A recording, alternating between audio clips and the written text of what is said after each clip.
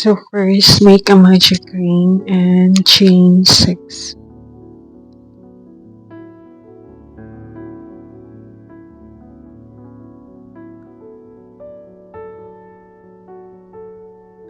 And then work on the back loop of the stitch. So pull all the back loop. So all in all, meron kang 7 na loop. Then go back to the, then pull through 2 at a time yung gagawin. Then chain 1. Then pull ulit lahat ng back loop. So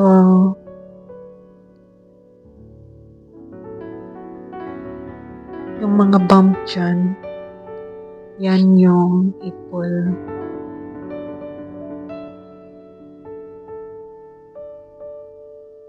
I-pull lahat yan. Yung back.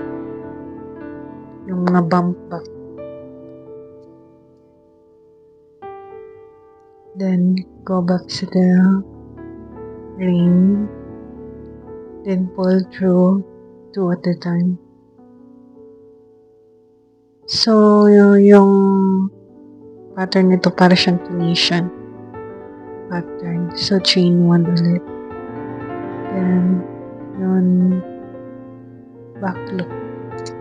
Yung bump ulit yung gagawin.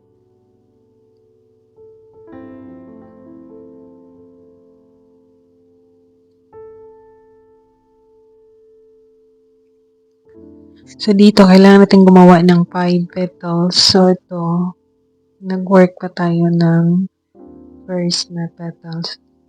So,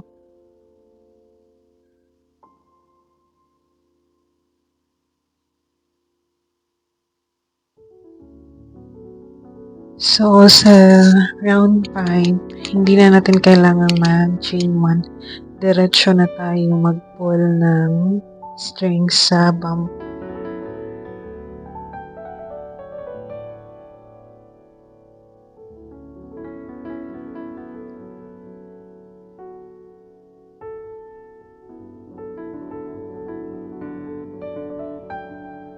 So, pull 2 at a time. So, sa round 6, kailangan nating mag-decrease. So, kailangan nating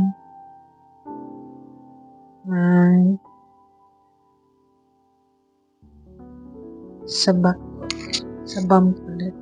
So, kailangan natin mag-slip stitch dyan. Then, pull through.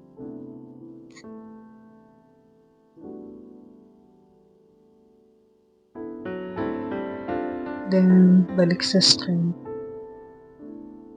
So,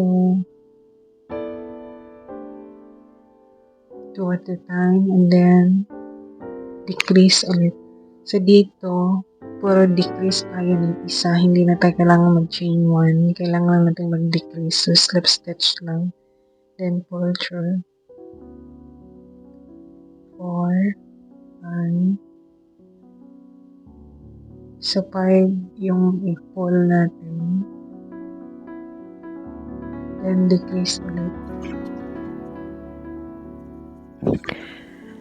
So, nasa last na tayo. Kailangan natin slip stitch lahat yan.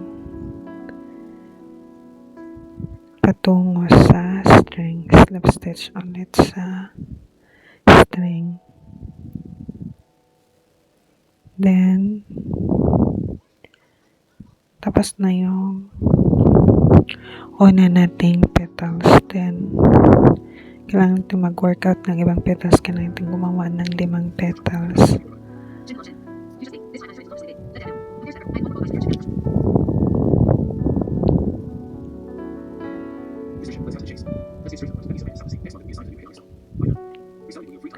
So, ganun pa rin yung procedure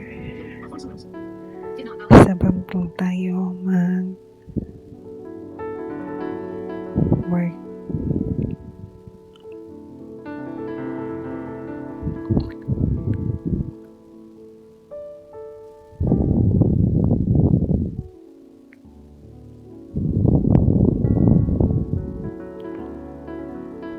So, yung pangalan ng bulaklak na to guys is Cherry Blossom na Tunisian pattern.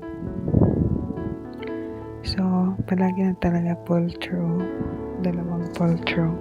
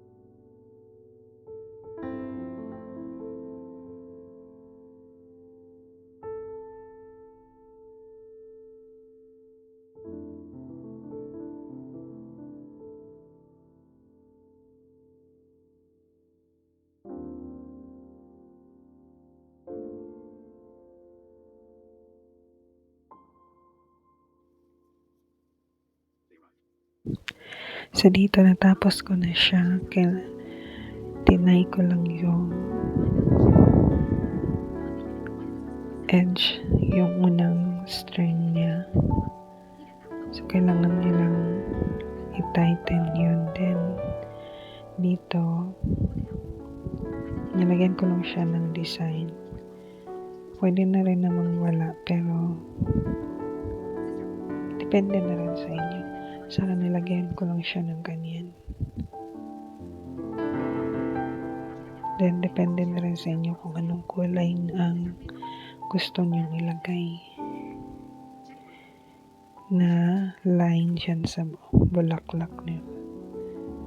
So, yan, gumawa rin ako ng dahon. So, yan pa rin yung pattern ko sa paggawa ng dahon.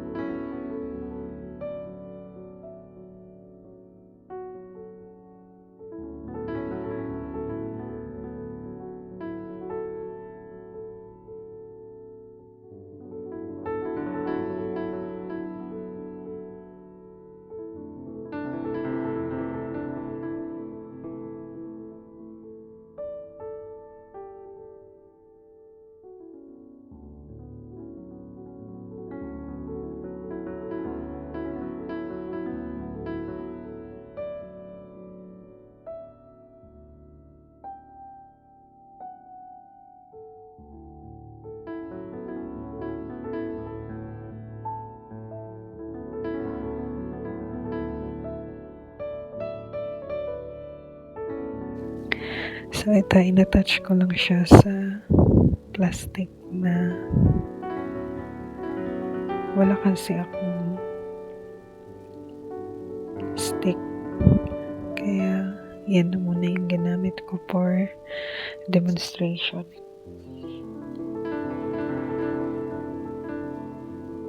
Depende na rin sa inyo kung ano yung gamitin nyo. Pwede rin yung stick sa balloon, yung ganun.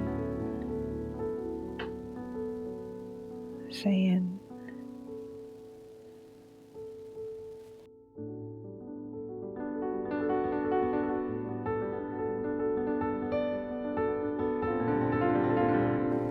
So, natapos ko na siya.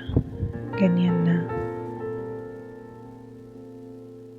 So, meron na tayong bulaklak na cherry blossom. So, ganun siya. Ang cute niya. Tingnan. So, ayan na yung aking cherry blossom. So, ayan guys. May ipapakita na naman ako sa inyo na bagong pattern ng bulaklak. So, ito siya. Sobrang dali lang niyang gawin. Then, cute din.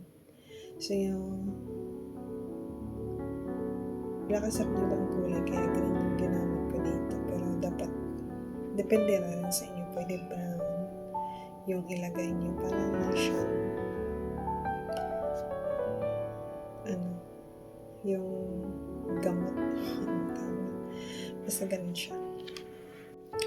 Salamat po guys sa panonood niyo. Salamat po sa walang sawang pagsuporta.